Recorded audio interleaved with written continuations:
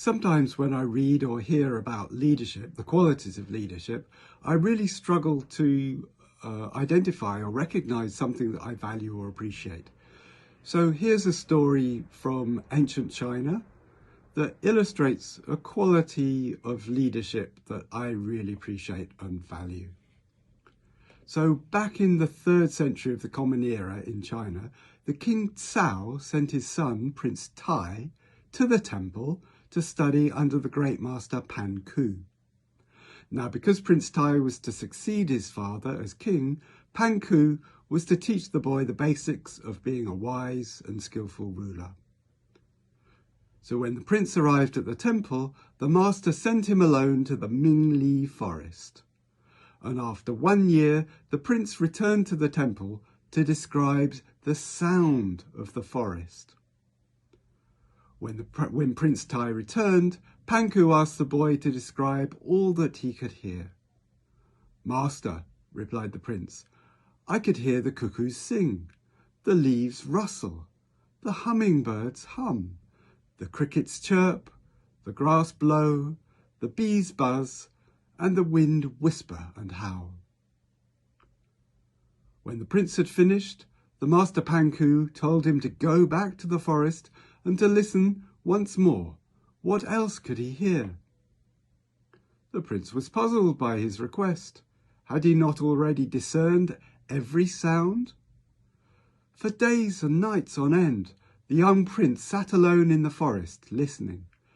But he heard no sounds other than those he'd already heard. Then one morning, as the prince sat silently beneath the trees, he started to discern faint sounds, unlike those he'd ever heard before. The more acutely he listened, the clearer the sounds became. A feeling of enlightenment enveloped the boy. "These must be the sounds the master wished me to discern," he reflected.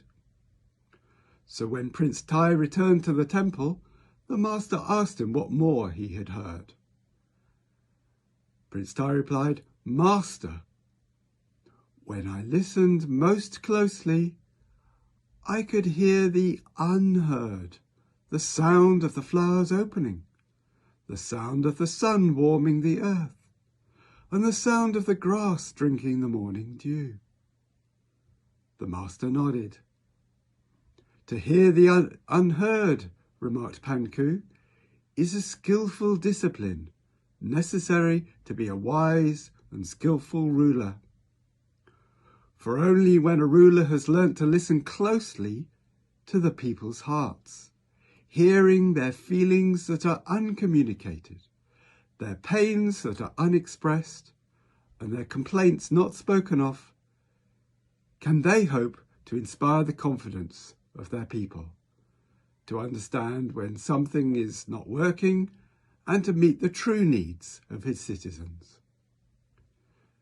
He continued, "The demise of states comes when leaders listen only to superficial words and not penetrate deeply into the souls of the people to hear their true opinions, their feelings, and their desires."